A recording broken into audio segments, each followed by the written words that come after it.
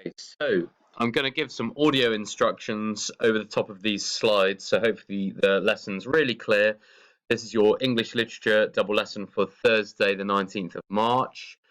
I'm going to speak fairly loudly because I don't think the audio quality will be great, so apologies if it's a little loud. You can turn down the volume on your computer and it'll be fine, won't it?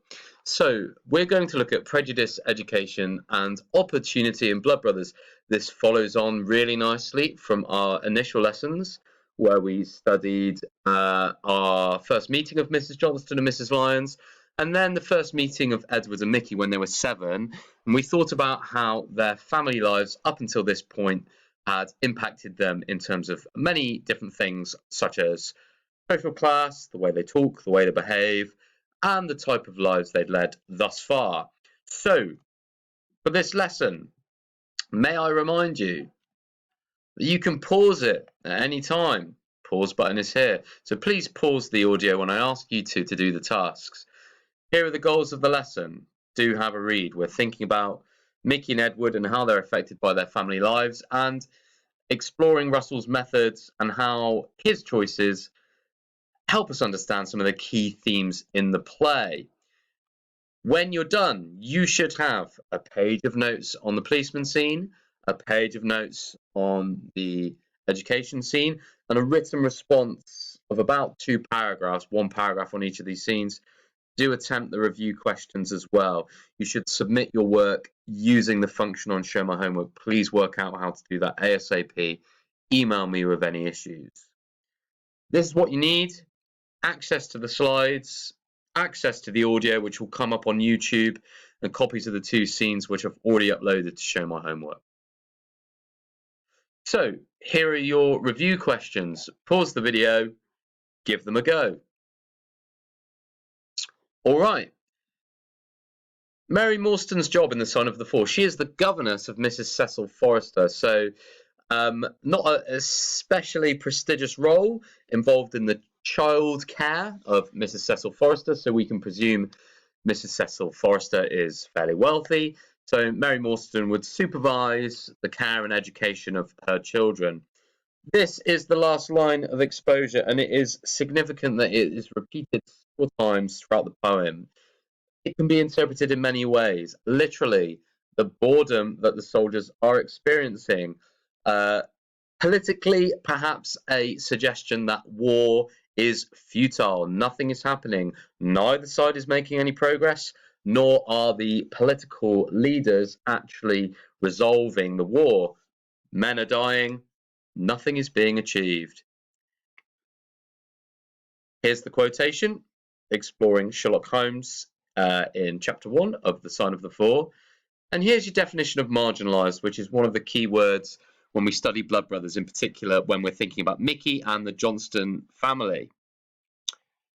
Okay, so before you have a look at the policeman scene, have a think about what the function and the purpose of the police is. What should police officers do? How should they behave? What do we expect of them? Here are some of my thoughts, some things you might have considered too. Police are there to protect communities, to be fair, to serve the community. Protect and serve, that is a phrase often associated with law enforcement. But whilst we expect police to enforce the law, we also expect fairness and equity. And the police are significant in the justice system and trying to ensure that justice is given to the community. So what I suggest you do now is pause the audio and read the policeman scene. I want you to annotate it if possible, if you've got a paper copy, or make some notes on some paper if you're using the Word document. And we're going to annotate using our what, how, why method. Explain in front of you. What is happening? What is being described? What are the characters doing? What are they saying? What ideas are you beginning to have about the way the characters interact?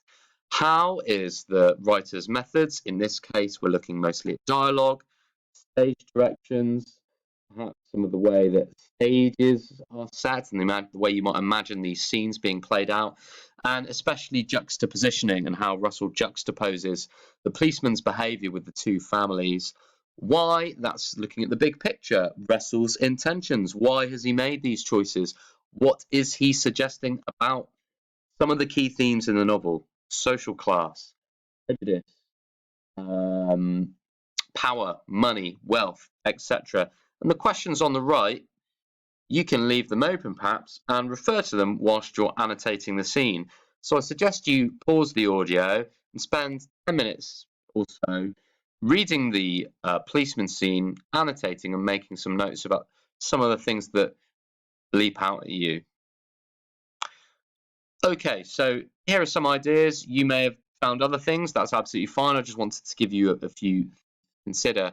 So when the policeman is talking to Mrs. Johnston, she's obviously alone, and the policeman asks a lot of questions, and these this makes it sound very much like an interrogation, very forceful, very demanding. So the dialogue seems to be quite one-sided here, with the policeman putting a lot of pressure on Mrs. Lyons.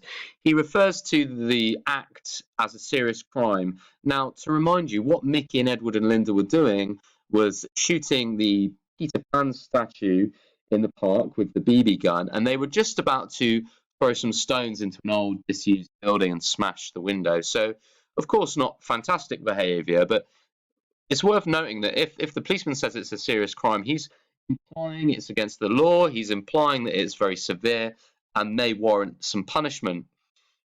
His language with Mrs. Johnson includes some casual swearing. He says bloody, which you might think is perhaps the sign of maybe a frustrated character, but also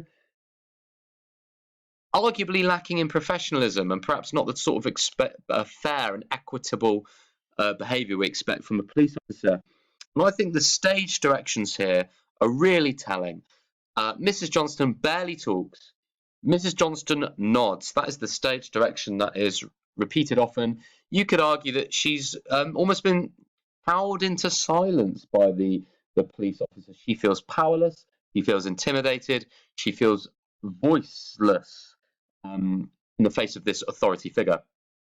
This contrasts greatly with the Lyons family. You can see the policeman's changing tone here. Instead of the repeated interrogative phrases, there's this uneasy laughter, this stuttering, the repeated sound, as if he's somehow uncertain about what he's supposed to say to the wealthy, privileged Lyons family. And here he's talking to Mr. Lyons. I wonder if there's a gender element here, the way that the policeman treats Mrs. Johnston and Mr. Lyons differently.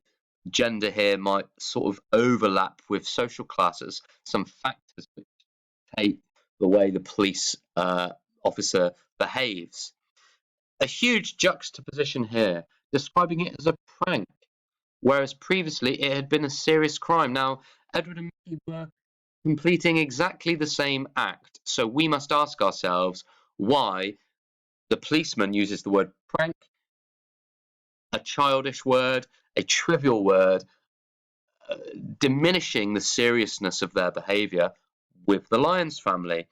And there's no casual swearing, there's respectful address here. Sir, Mr. Lyons. And the stage directions again are telling.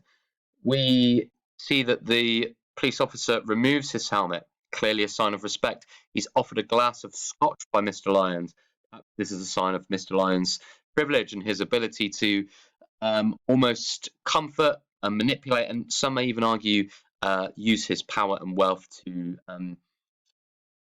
almost dominate, intimidate the police officer slightly.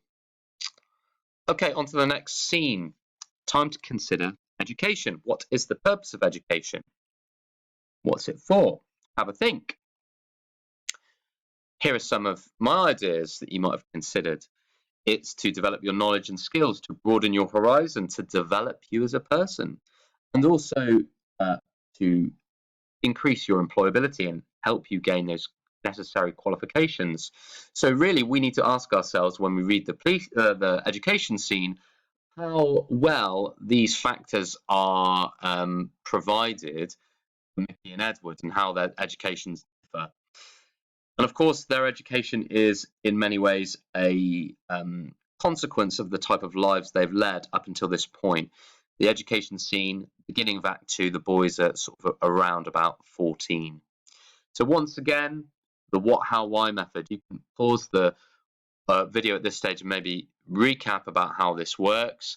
And here are some of the questions that I would ask you to consider.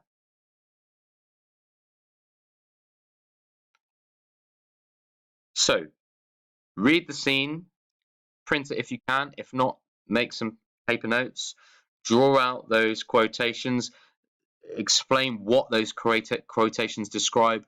How does Russell adapt language, dialogue, song, stage directions to convey his messages? And crucially, what are his intentions? What is he suggesting, again, about class, wealth, power, opportunity, and perhaps an imbalance and an inequality within the education system? And here are some of my ideas. So we know that Edward goes to a boarding school, it's explained earlier. So his parents would pay for him to live away from home. He'd live in accommodation. He'd have his meals at school, and his education would involve lots of independent study alongside his lessons. The teacher says talk of Oxbridge, which means that they're discussing his future, and his future is to go to an Oxbridge University. Now, that word is a blending of Cambridge and Oxford. In short, Edward is destined to go to a privileged, if not the most privileged university in the country. Even though Edward does end up swearing at his teacher and being suspended, you can see from his language, yes, sir, no, sir, the type of respect that is perhaps part of their routine established behaviours at this school. And he is being punished for having a locket. Quite a trivial thing. It might reveal that the traditional aspects of a boys' school, and perhaps a locket is a sign of femininity, but also the very high expectations and the way they pick over very small things at school to try and keep those expectations high. Mickey, on the other hand, in the stage directions, goes to a secondary modern. Now, remember, that means Mickey has failed his 11 plus. He wouldn't study the same subjects as Edward. He wouldn't necessarily lead as academic an education. The school, and this is really sad, is described in the stage directions as a place of boredom and futility. Futility means sort of pointlessness, purposelessness. So what sort of education is Mickey receiving if it's largely described as a futile environment? What is he really gaining from this school? How is this school setting him up for later life? We even see the Mickey not taking the school too seriously, making his fellow students laugh, not taking the teacher's questions seriously, and the teacher, losing control in the class, telling them to shut up. It just seems like a less ordered environment, and one where it would be difficult for students like Mickey to really thrive. Okay, now it's time for you to do your written response. So, as we do in class, I want you to start off with your two thesis statements, one for each scene, one for the education scene, one for the scene with police. You can use this table, take elements of it to consider what you think is most important. And remember, Russell is shining a light on society here. He's asking us to consider whether what we see in the policeman scene and what we see in the education scene is fair and just. And really, is society still like this? Is there inequality which we should think about? What is he challenging us to think about? And finally, the what, how, why method put into writing here. Again, we've practiced this in class. What is your idea? What is your thesis? What is Russell presenting, exploring, challenging us to now during these two moments? How does he convey those messages? Stage directions, juxtapositioning, dialogue, and why does he make these choices? What is the big why question? What are his intentions? On the right hand side, some keywords you might use. All right, good luck. Submit over, show my homework. You need to work out how to use this system.